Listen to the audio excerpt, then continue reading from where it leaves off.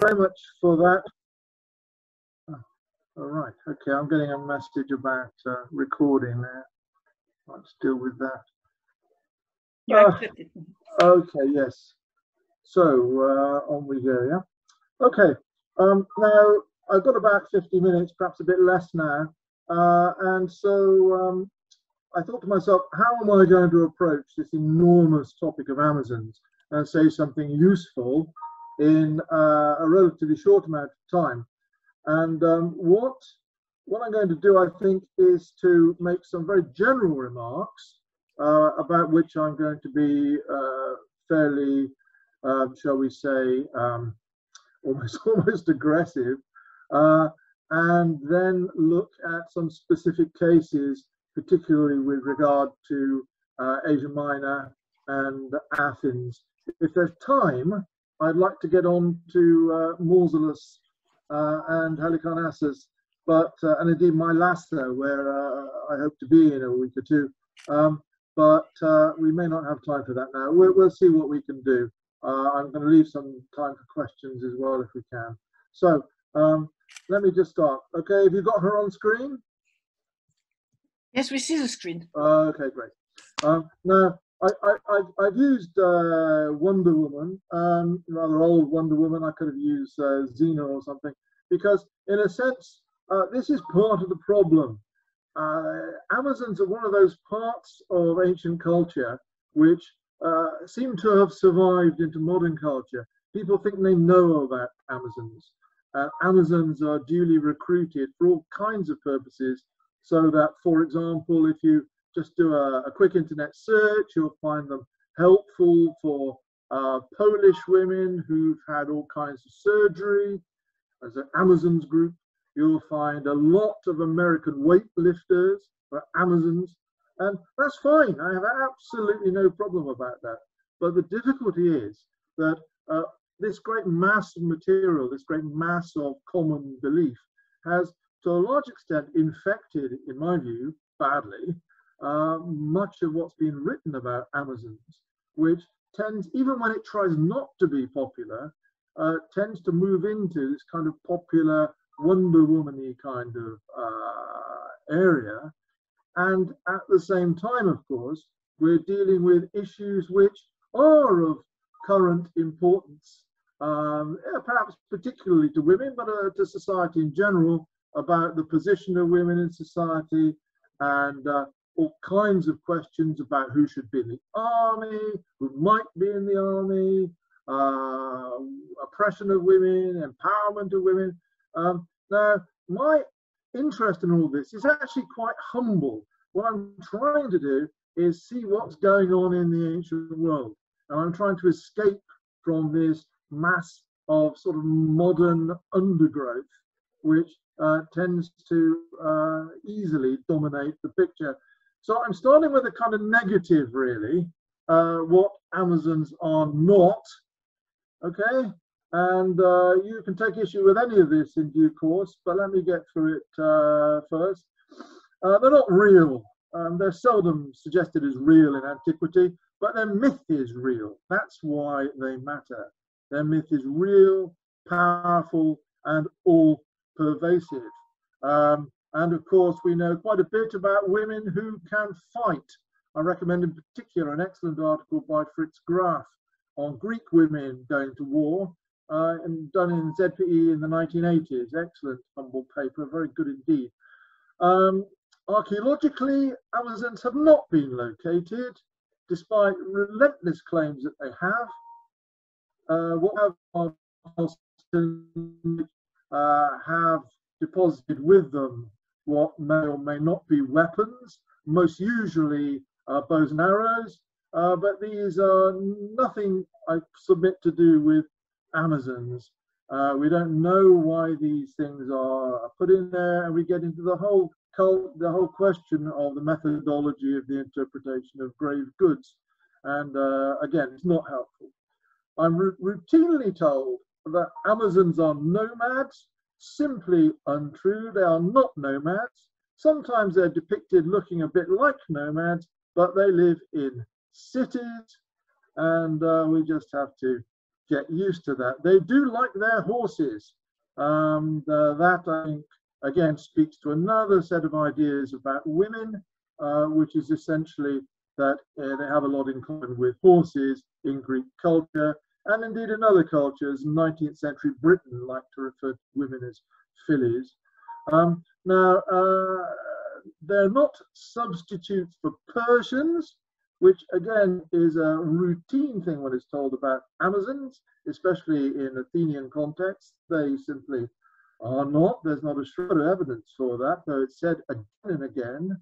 I'm particularly impressed by Karim Arafat, who's done one or two really good papers, absolutely destroying this point of view. I will put the boot in again from other angles, but I think it will always be with us. It's one of those things, it's a fact without being a fact. Similarly, they are not monsters. They're not only are they, on the whole, very beautiful, very desirable in all sorts of ways to men, but they are actually not in the business of doing anything particularly nasty until you get to late antiquity, where they do start to do strange things like eat tortoises. Why that goes on in late antiquity, I'm still not sure. I think Christianity plays a large role, but my book that I'm doing at the moment is very much for the Greek period. Whether I'll get to late antiquity in full flood, I'm not sure. They're not monsters. They can be challenging. They raise important questions, but monsters almost never. And like many myths, they're not a single story. We can construct, I'm going to do that, we can construct a single story of Amazons, a kind of narrative. But of course, as usually with myths, there's kind of all Greek general sense of Amazons, but that combines really importantly with local traditions, so that Amazons mean different things in different contexts, and in particular in local cities. For example, Amazons mean one thing, say, in Athens, where Amazons are constructed to some extent as a defeated enemy, and they mean quite different things in cities, say, in Myrina or Kimi or somewhere, Smyrna, where Amazons are actually the founders of the city. Very different sort of dynamic going on. So, as usual with myth, in fact, the broad view and the more local topical view, and they often collide in one way or another. They're not, Amazons are not all about battle. They fight, they have to fight, otherwise they cease to exist fairly quickly. But they do much more besides, and if you examine the way they fight, they actually fight a lot of the time, not all of the time, but they fight a lot of the time, as you might expect women to fight according to Greek ideas of what weapons women favor. And because of all of that, Amazons are not in any way, I think, a simple model for female empowerment. And we'll see why that is now. What Amazons are. In Greek culture, Amazons are early. They're there pretty much as soon as archaic culture begins. And they're already there as part of a prehistoric mythical past.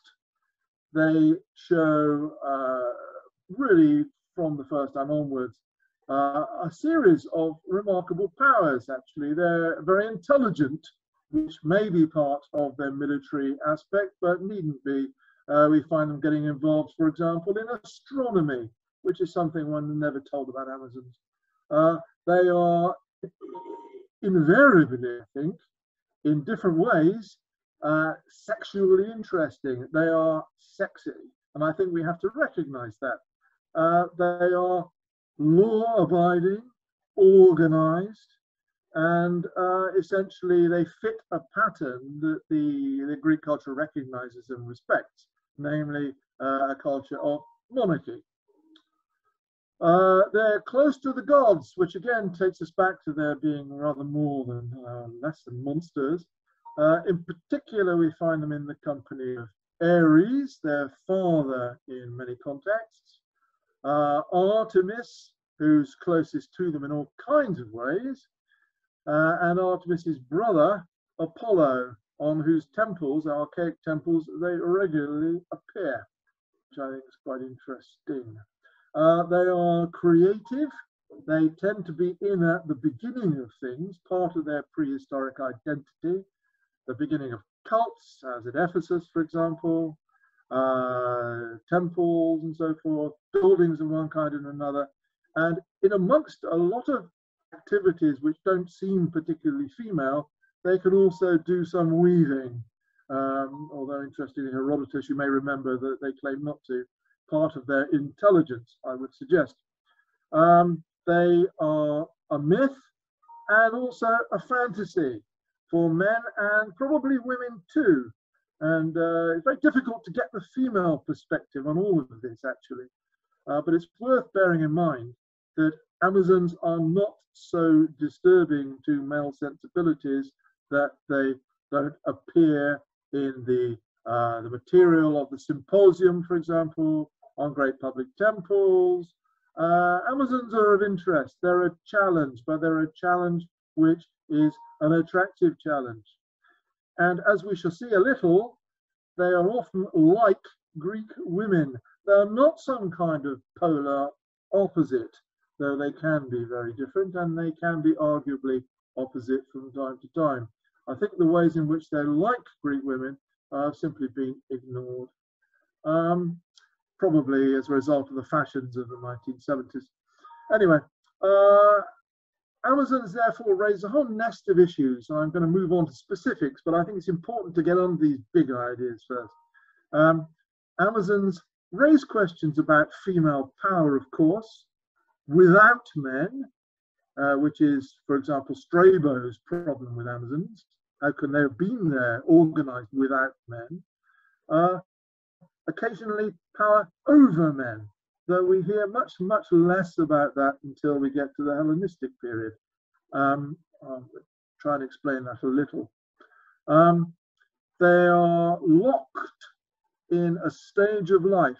You hear very little, we hear very little about Amazon children, Amazon girls. In some of the more gory stories that start to come in with the later Hellenistic period, there's a little, but most of the time we don't hear about young Amazons. We don't hear about old Amazons. Amazons are at a stage in life. They're caught almost on a threshold between being a girl and being a woman. Whereas the standard process within Greek culture is for the girl to grow up, become a wife, produce children for the state, etc. And as Medea is made to point out by Euripides, do something that's very like battle, shed blood in that kind of way. Amazons, on the whole, don't do that. They are the eternal girl, mature girl who might marry, but for one reason or another doesn't. A lot of this is a supernatural phenomenon. I've mentioned the gods involved in the background of so much of this, but not all of it. Given all of that, they are a challenge because they seem to offer a different way of life, a different route, a different path for girls to live their lives, to avoid marriage and the rest of it. And at the same time, we have stories, and we'll look at one in some detail, of the warning for men, Greek men in particular, about what can happen if you mistreat women. You may find yourself dealing with Amazons in the house and in your city. Fundamentally, and this is, I think, the single thing that does not get said enough about Amazons, they are a failure. They fail. They fail, and their challenge fails ultimately because they are wounded, and there's a certain amount of what seems to me to be almost pornography about the wounded Amazon shedding blood from her usually naked or half naked body. Their death their burial and the creation of what are effectively landmarks around the city, for example, in the city of Athens, also across all kinds of territories, in Colchis, in Megara, in Thessaly, wherever you like, all kinds of Amazons dead and buried. Amazons tend to be about death, and I think it's for that reason, substantially, that Amazons are thought to be suitable for the decoration of tombs, for example, the mausoleum and many another. Okay, now, because of all of that, although the Amazons seem to challenge the normal way of living for a female, they actually, in the end, because of their failure, they assert the rightness of that. They assert the need not to take the path of avoiding marriage and birth. Their own birth tends to be redirected towards the creation of cities and cults and the rest of it. That's the way their creative powers seem to go. Throughout, there's of course a huge mass of unreality to deal with, and what I tend to think of is the progression or movement from myth, especially the kind of stuff we're finding in the earlier periods, through to fiction, with a large mixture of what I can only call fun. You know, I don't think that the men who go to symposia and are surrounded by pictures of Amazons in various states of undress, I don't think they're really pondering their profound social significance, though some of them may be. They're having a party, and I think we need to bear that in mind about Amazons. Amazons are for fun too in certain contexts. Okay, now that's enough of me laying down the law. I forgive the brutality of all of that. Please try and forgive it. Let's go to the Black Sea. Again, I hear a fair bit of misleading stuff about where they are. The Amazon homeland is pretty clear, actually. The Amazon homeland is there to the east of Sinope, sometimes including Sinope. One of the traditions, as Dominique, for example, will certainly remember, is the Amazon foundress of Sinope. And there's a certain amount of overlap between the kinds of things Amazons do and other free young women do, nymphs and that sort of thing. In terms of their ethnicity, we have, I think, a rather more interesting story going on. Their ethnicity, when we hear about it, is Thracian. Since Ares, often their father, tends to hang around Thrace, that's appropriate enough. But it's a Thrace which is not only in the Western Black Sea, of course, but is a Thrace which is part of a story stretching really across the whole of northern Asia Minor, Thracian Asia, as Xenophon refers to it, talking particularly about the area around Heraclea Pontica. Recently done a very long, probably overlong paper on that in a collection edited by my Romanian friend Victor Cojocaru, which might be of some interest. Okay. Now, I've stressed that there's no single story of Amazons, but there is, broadly speaking, a narrative which I think most of the Greeks of antiquity could more or less share in. The crucial moment is the expedition of Heracles, and there is Heracles with his gigantic wooden club, a rather uncivilized figure, as often. There he is with his lion skin, etc., and he's about to flatten these rather attractive young Amazon warriors in their miniskirts with a great deal of their white flesh on show. But as we look at this, we might just say, oh yes, that's good old Heracles. We might take a more nuanced view, which would say, well, where actually is the civilization and where is the barbarism here? it would be, I think, reasonable enough to argue that Heracles looks a good deal more barbaric than the supposedly monstrous Amazons. Now, his expedition, one of his labors, labor 9, usually, is to go to the Amazons. But his, and it's important to stress this, I think, his job, if you like, the task he's been given, is not to kill Amazons, is not to destroy Amazon society. And where we get some kind of detail about what he's about, he goes there and tries to strike a deal with the Amazon queen, because what he wants is the Amazon queen's special golden belt, a battle belt. Inevitably, there's a sense of sexuality about getting her belt, but at the same time, we need to remember this is a golden battle belt that he's after. And it all goes wrong. It goes wrong in different ways depending on which particular version you're having. But at the same time, it's pretty clear that a deal was available, and sometimes Hera has to get involved to stop the deal and to turn it into a bloodbath. So let's not think that this is one of those stories of Heracles killing dangerous animals. He's not doing that. It's much closer to what he achieves with the apples of the Hesperides, for example. He's in the business of coming to some kind of arrangement until it all goes wrong, and he's forced to start killing Amazons, which he does.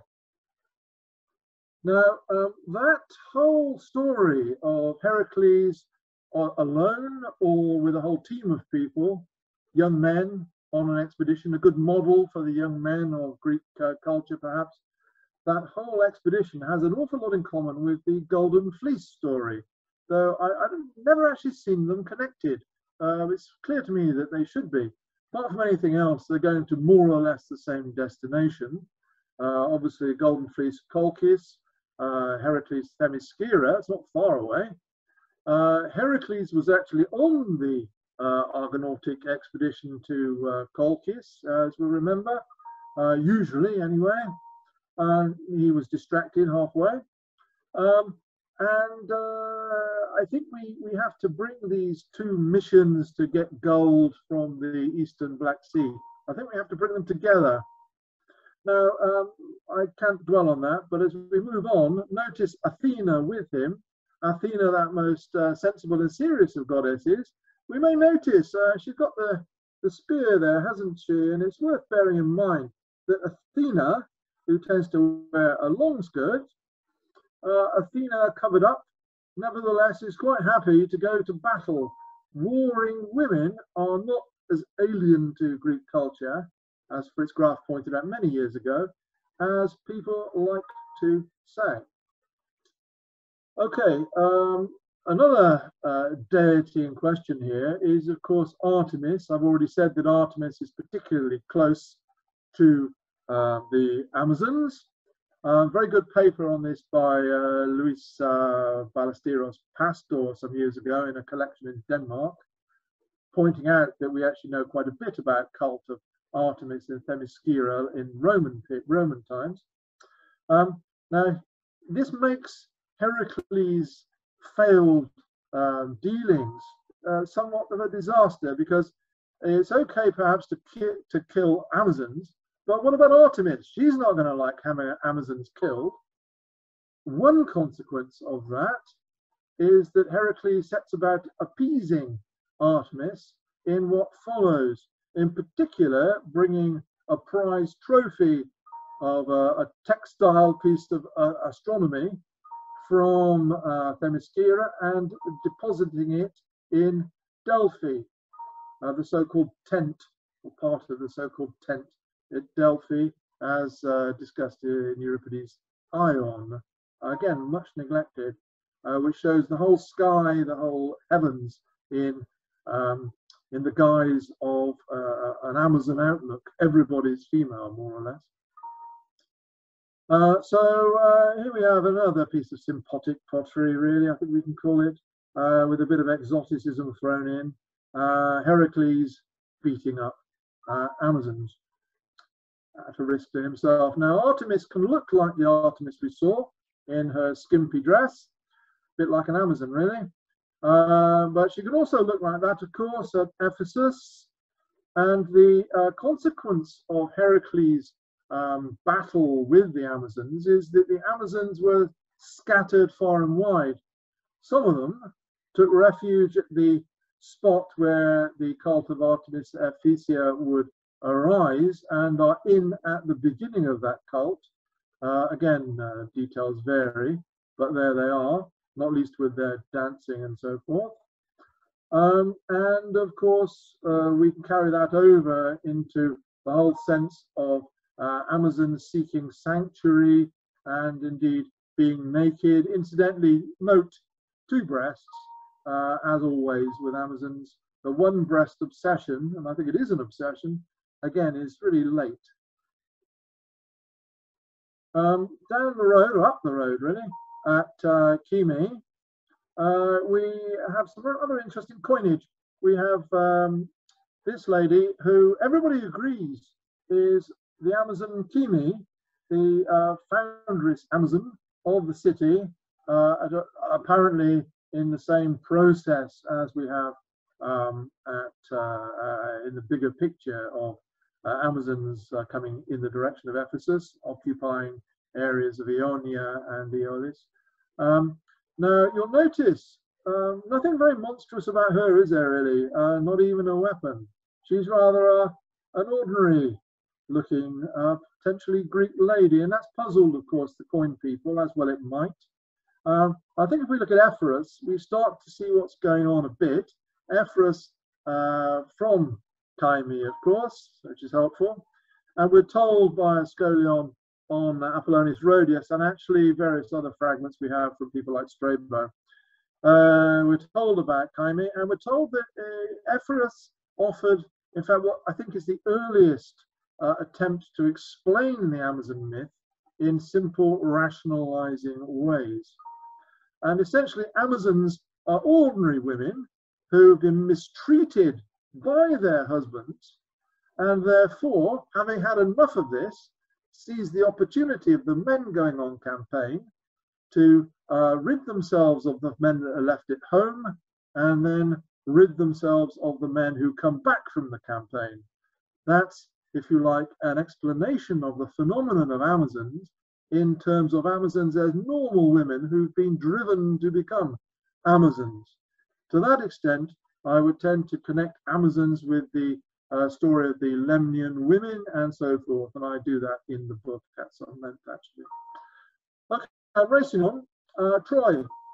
Troy, a generation or so later, of course, if we want to press the chronology, which is probably always a wrong thing to do with myth, but nevertheless. Perhaps the most famous single Amazon image, Achilles as a kind of machine almost. You can barely recognize his humanity, the eyes staring out, which is a brilliant stroke by the painter because it's all about the gaze in this, isn't it? We have, again, a rather underdressed Queen Penthesilea, who's come from Thrace. We're not quite told which Thrace, but from Thrace. And Achilles has effectively killed her almost by mistake. He doesn't know he's killing a woman. And as he kills her, he reveals her face. And of course, the painters had a bit of a problem with that. He reveals her face, and immediately, in a rather sort of boy's own kind of way, perhaps, falls in love with her as he's killed her. Now, this is early in the tradition, I want to stress. You know, we're already finding this in the Ethiopies. Okay, we only have the epic cycle. We only have a summary, but there's no reason to think that it's changed things in any significant way. What follows is Achilles, deeply disturbed because heroes shouldn't go around killing women. Achilles comes off the battlefield in love and kind of troubled. Thersites, always ready with a joke, says the wrong thing. We don't quite know what he said. Achilles kills him on the spot. And soon Achilles himself will die.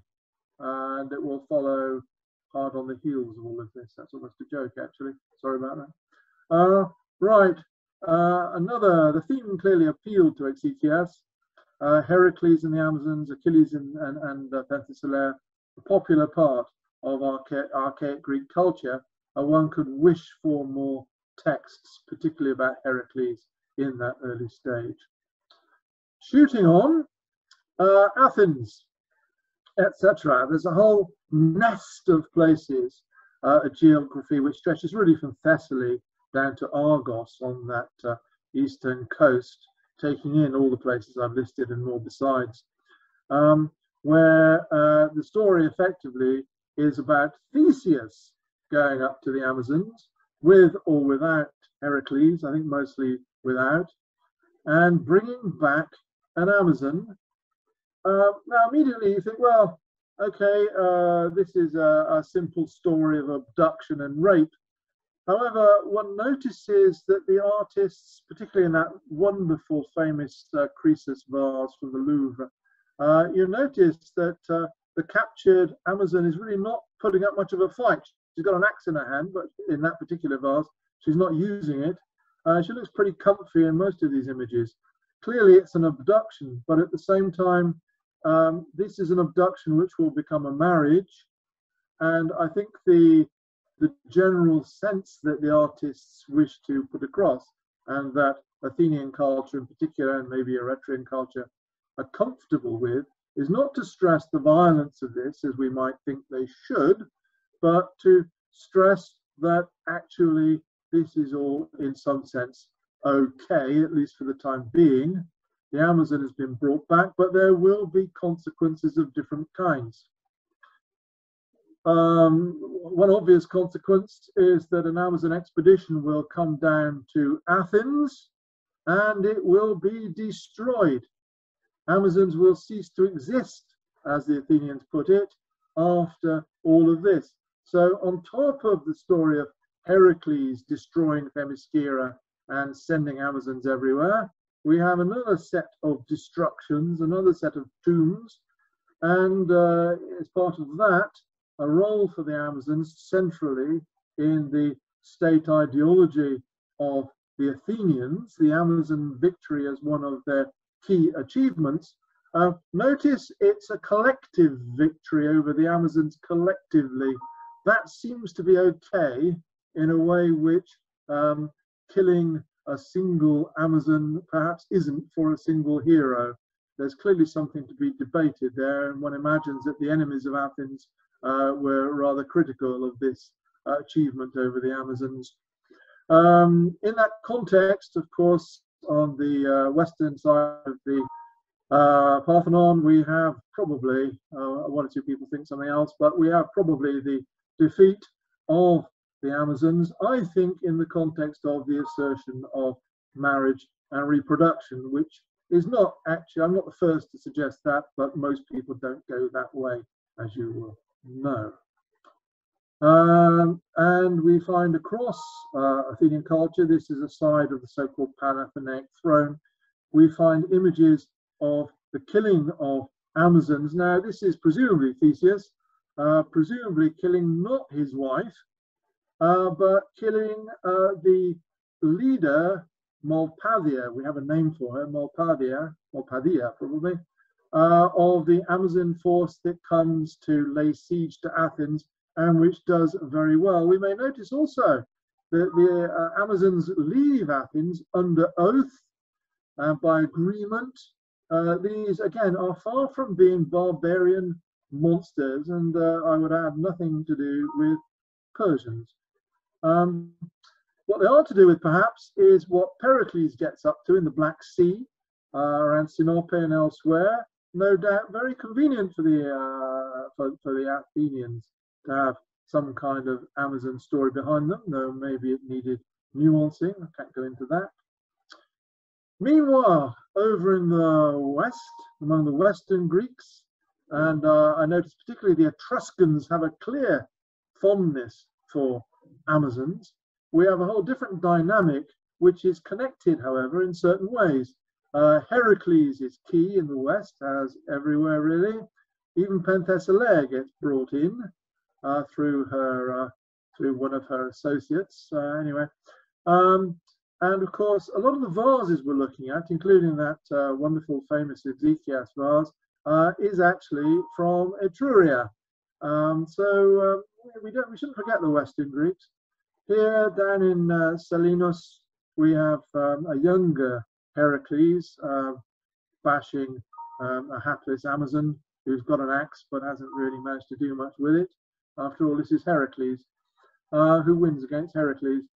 Now, in this context, let me mention briefly, I think, some very exciting work by Professor Hermari, I suppose, I hope I pronounce him correctly, who's been doing work on Amazons on the treasury of the Massilians in Delphi. And the Amazons there, clearly archaic. And I am tending to the view that Delphi was actually full of Amazons one way and another. I've already mentioned the so-called tent in the story of Ion, etc., brought by Heracles to appease Artemis, who's big at Delphi, of course. And I'm tempted to believe that the archaic temple at Apollo at Delphi may very well have had Amazons on it. After all, plenty of other archaic temples did of Apollo, including one probably in Bulgaria, now being worked on by colleagues there, Daniela Stoyanova and others. Now, there's a lot to be done there, and I think some of the discussion of the Athenian treasury at Delphi needs badly really to be contextualized with all of that. Okay, myth to fantasies, I've called it. We have to acknowledge in all of this, as I've tried to, that there are a lot of what one might regard as silly stories about the Greek novel, for example, of Caligone, again, late Hellenistic. There's the story of the uprising of the Amazons, where Theseus mistreats his Amazon wife and has to deal with her rebellion against him. In Caligone, a nice Greek girl from Olbia in the Black Sea finds herself dressed as an Amazon, being an Amazon. We're not quite sure where, probably over in the eastern Black Sea somewhere. A lot of fun with these Amazons, as well as the serious stuff. Fantasy also in pottery from the 4th century. We see here the Amazon doing battle with the griffin, so-called Kerch ware. Again, very unhelpful term, but there we go. A favorite little fragment of mine from the Agora, the American excavations in Agora in Athens, which I like to imagine, as it were, in Athens, as part of, if you like, the fun of Amazons, while you've got the much more serious stuff going on, visible on the Parthenon, the images in the Sion, in Star Poikile, and elsewhere. So I'm nearly finished. Alexander.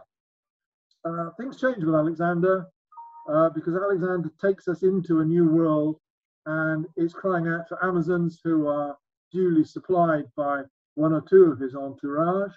And again, a great deal of humor about these Amazons and the fortnight of sex that Alexander supposedly had with Thalestris, who turned up to get that, as it were, the superwoman meets the superman and wants to have a child by him, a super child. Nothing happens, of course, partly because Thalestris didn't exist. Now, of course, as I've said from the first, Amazons don't exist, but at the same time, things which don't exist, myths, have enormous power. And part of that, I think, is to be seen in the case of Alexander and his companions, where, of course, the shadow of Achilles and his activities hangs pretty heavy.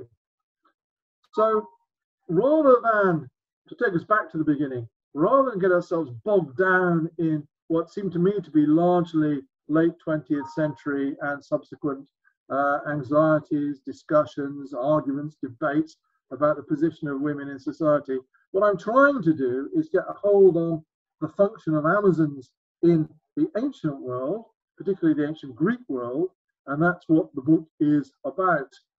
It's called, I'm not sure if we got the title right or not, Amazons, the history behind the legend. The history is not the history of real Amazons, it's the history of the idea of Amazons and the power of Amazons in that way to do things that I think many feminists will be very pleased to see happen, namely, particularly to stand out against the mistreatment of women. I think that's really very interesting. But let us not have nonsense about empowered women. These are women who are stuck, who are going to die, who are going to fail, be destroyed. And the only good that comes of them really is the creativity of cities, which are almost like their babies, one might want to say. I'm not sure if I want to push it that far, but there is a level of creativity going on there. So on that note, I have no idea what the time is. I'm going to stop. And I hope I've left a bit of time for questions. If not, I'll say some more. Okay, I hope that all made sense to some degree. Thank you, Dominique, and others. Thank you very much. I'm